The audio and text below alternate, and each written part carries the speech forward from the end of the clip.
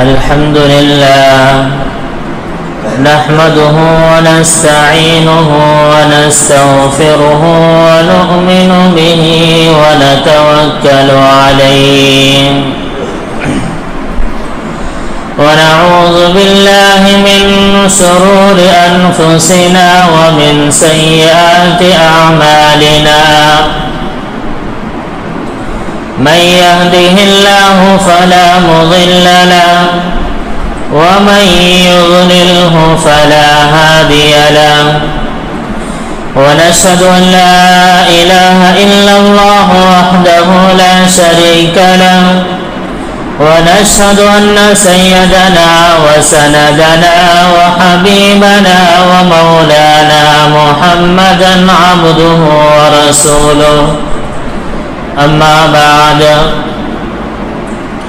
فقد قال الله تبارك وتعالى في كلامه المبارك أعوذ بالله من الشيطان الرجيم يا أيها الذين آمنوا ادخلوا في السلم كافة ولا تتبعوا خطوات الشيطان إنه لكم عدو مبين صدق الله العظيم وصدق رسوله النبي الكريم ونحن على ذلك لمن الشاهدين والشاكرين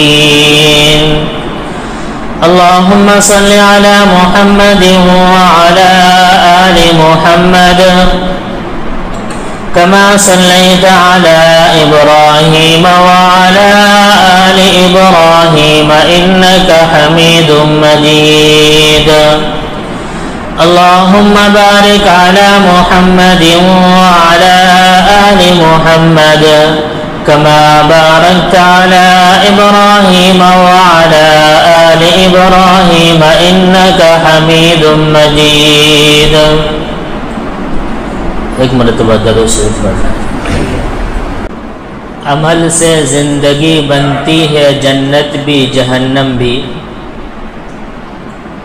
عمل سے زندگی بنتی ہے جنت بھی جہنم بھی، یہ خاکی اپنی فطرت میں نہ نوری ہے نہ ناری ہے، یہی آئین قدرت ہے یہی اسلوب فطرت ہے، جو ہے راہ عمل میں گامزن وہی محبوب فطرت ہے۔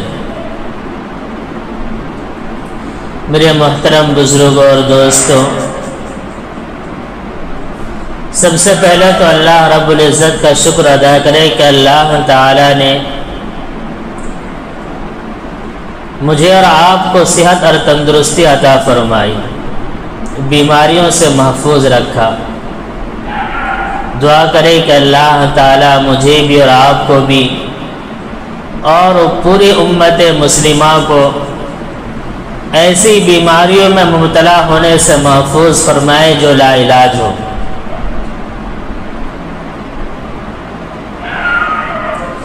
میں نے آپ حضرات کے سامنے قرآن کریم کی ایک آیت پڑھی ہے، یا ایھا الذین آمنوا ادخلوا فی السلم کافہ وَلَا تَتَّبِعُوا خُطُوَاتِ الشَّيْطَانِ إِنَّهُ لَكُمْ عَدُوٌّ مُّبِينٌ۔ اس آیت کا ترجمہ یہ ہے، اے ایمان والو، اے مسلمانوں، اسلام میں داخل ہو جاؤ اور شیطان کے نقش قدم پر نہ چلو، اس لیے کہ شیطان تمہارا کھلم کھلا دشمن ہے۔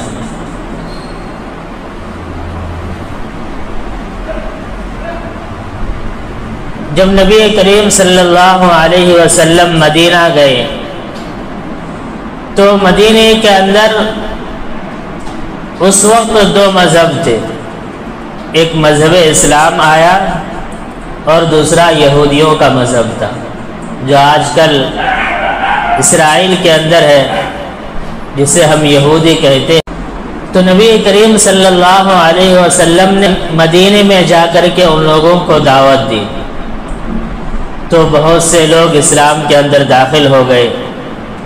ان میں سے ایک صحابی تھے حضرت عبداللہ ابن سلام رضی اللہ تعالیٰ عنہ۔ یہ یہود کے بہت بڑے عالم تھے، لوگ ان کے پاس ان کے مذہب کے مطابق مسئلے معلوم کرنے کے لیے آتے تھے، بہت بڑے عالم تھے۔ جب انہوں نے اسلام کا کلمہ پڑھ لیا تو یہودیوں کے اندر ایک مسئلہ یہ ہے کہ یہودیوں کے مذہب میں اونٹ کا گوشت نہیں کھا سکتے، جیسے ہمارے یہاں بہت سے جانور کا گوشت کھانا منع ہے، بلی کا اور بھی دیگر جانوروں کا، لیکن ہمارے یہاں اونٹ کا گوشت کھا سکتے ہیں۔ اسلام کے اندر اونٹ کا گوشت کھا سکتے ہیں۔ تو یہودیوں کا جو مذہب تھا اس میں یہ تھا کہ اونٹ کا گوشت نہیں کھا سکتے، اور جیسے ہمارے یہاں جمعے کے دن کو ایک بڑا دن سمجھا جاتا ہے، جو لوگ دیگر دنوں میں بھی نماز کے لیے نہیں آتے وہ جمعے کے دن نماز کے لیے آتے ہیں، اس لیے کہ جمعے کے دن کو چھوٹی عید کہا جاتا ہے۔ تو ایسے ہی یہودیوں کے مذہب میں دوسری عید اور چھوٹی عید سنیچر کا دن تھا۔ وہ لوگ سنیچر کے دن کو بڑا سمجھتے تھے اور اس دن عبادت کرنے کے لیے ان کی مسجد میں آیا کرتے تھے۔ تو جب حضرت عبداللہ ابن سلام رضی اللہ تعالیٰ عنہ نے اسلام قبول کر لیا تو انہوں نے سوچا کہ میں ایک ایسی راہ اختیار کروں گا جو دونوں کے درمیان ہو، یعنی جس راہ پر چلنے سے اسلام پر بھی عمل ہو جائے اور یہودیوں کے مذہب پر بھی عمل ہو جائے۔ انہوں نے یہ سوچا کہ میں ایسا طریقہ اختیار کروں گا کہ اس راہ پر چلنے سے یہودیوں کے مذہب پر بھی عمل ہو جائے اور اسلام کے مذہب پر بھی عمل ہو جائے۔ چنانچہ انہوں نے ایسا طریقہ اختیار کیا کہ اونٹ کا گوشت نہیں کھایا کرتے تھے، اور یہ کہتے تھے کہ اسلام کے اندر اونٹ کا گوشت کھانا ضروری بھی نہیں ہے اور یہودیوں کے مذہب میں منع بھی ہے، تو اگر میں اونٹ کا گوشت نہیں کھاؤں گا تو دونوں کے مذہب پر عمل ہو جائے گا۔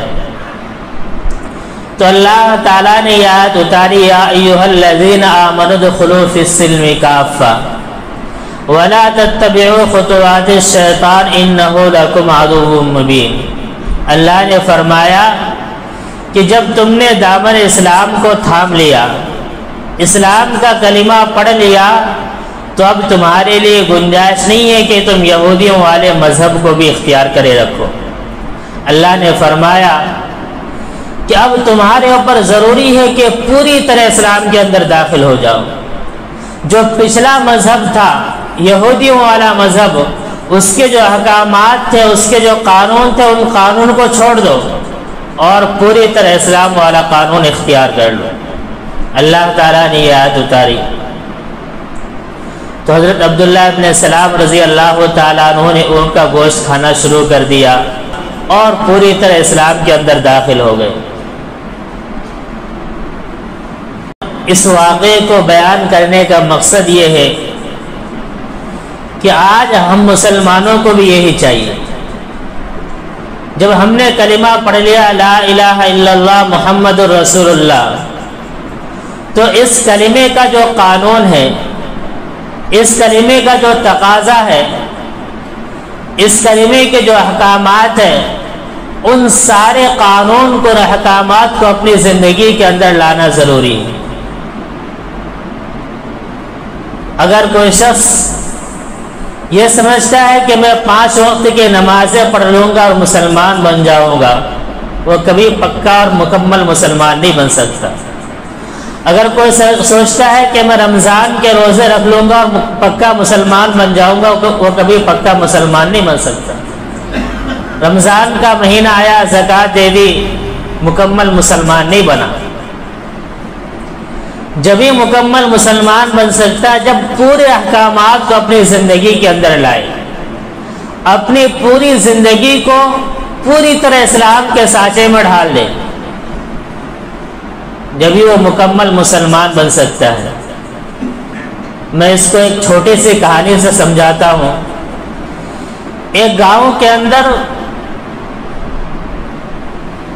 چند نابینا لوگ تھے جو آنکھوں سے اندھے ہوتے ہیں کچھ دیکھ نہیں سکتے تھے، ان کی ایک جماعت تھی، ان کا ایک گروپ تھا۔ تو ایک مرتبہ اس گاؤں کے اندر ایک آدمی ہاتھی لے کر آیا۔ پہلے زمانے میں لوگ ہاتھی رکھتے تھے، تو ایک آدمی ہاتھی لے کر آیا اور لوگوں کو چڑھاتا تھا، پیسے لیتا تھا۔ تو جب اس جماعت کو یہ آواز پہنچی، ان اندھوں کی جماعت کو یہ خبر ہوئی کہ گاؤں میں ایک ہاتھی آیا ہے، تو ان کی بھی خواہش ہوئی کہ چلو ہم لوگ دیکھتے ہیں۔ لیکن وہ لوگ اندھے تھے، ان کو معلوم نہیں ہوتا تھا کہ ہاتھی کس طرح ہوتا ہے، ان کو یہ بھی نہیں پتا کہ ہاتھی کا رنگ کیسا ہوتا ہے، ہاتھی کتنا بڑا ہوتا ہے۔ تو ان کو جب یہ خبر لگی تو وہ لوگ آدمیوں کے سہارے آئے اور ان کو بتلایا گیا کہ تمہارے 2 قدم پر ہاتھی کھڑا ہے۔ جب وہ لوگ ہاتھی کے قریب آ گئے تو کسی نے ہاتھی کی سونڈ پکڑی، کسی نے ہاتھی کا پیر پکڑا، کسی نے اس کی گردن پکڑی، کسی نے ٹانگ پکڑی، اور جس آدمی نے جو پکڑا اسی کو مکمل ہاتھی سمجھنے لگا۔ جس نے سونڈ پکڑی وہ سمجھا کہ یہی ہاتھی ہے،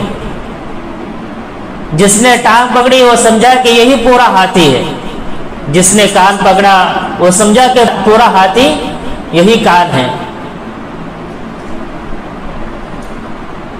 اب آپ بتائیے کہ جس آدمی نے سون کو پکڑ کر کے اس کو پورا ہاتھی سمجھا، کیا وہ بیوقوف نہیں ہے؟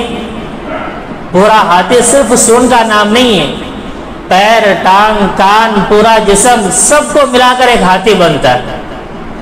جس نے ٹانگ پکڑا اس کو سمجھا کہ یہی پورا ہاتھی، وہ بھی غلط ہے۔ جس نے گردن پکڑی اور سوچا کہ یہی پورا ہاتھی، وہ بھی غلط ہے۔ پورا ہاتھی تو سب کو ملا کر بنتا ہے۔ اسی طرح میرے بھائیوں، میرے بزرگوں، اگر کوئی صرف چند نمازوں کو مکمل اسلام سمجھتا ہے تو یہ اسلام نہیں ہے۔ صرف رمضان کے روزے رکھ کر کے سمجھتا ہے کہ میں پورا اسلام پر عمل کرنے لگا، یہ مکمل مسلمان نہیں ہے۔ صرف زکوٰۃ دے دی اور سمجھنے لگا کہ میں اسلام پر عمل کر رہا ہوں، وہ مکمل اسلام پر عمل نہیں کر رہا۔ مکمل اسلام تو یہ ہے کہ جتنے بھی احکامات ہیں سارے احکامات کو اپنی زندگی کے اندر لانا ہے، تبھی وہ پکا، سچا اور مکمل مسلمان بن سکتا ہے۔ اگر کوئی صرف چند نماز پڑھ کر کے، رمضان کے روزے رکھ کر کے سمجھتا ہے کہ میں مسلمان بن گیا، تو پکا مسلمان نہیں، بلکہ اسی اندھوں کی جماعت کی طرح وہ بھی ایک بیوقوف انسان کہلائے گا۔ اس لیے جہاں تک ہو سکے اللہ تعالیٰ سے دعائیں بھی کرنی چاہیے اور کوششیں کرنی چاہیے کہ اپنی پوری زندگی مکمل اسلام کے سانچے میں ڈھالیں۔ اس کے لیے اللہ تعالیٰ سے دعائیں بھی کرنی چاہیے۔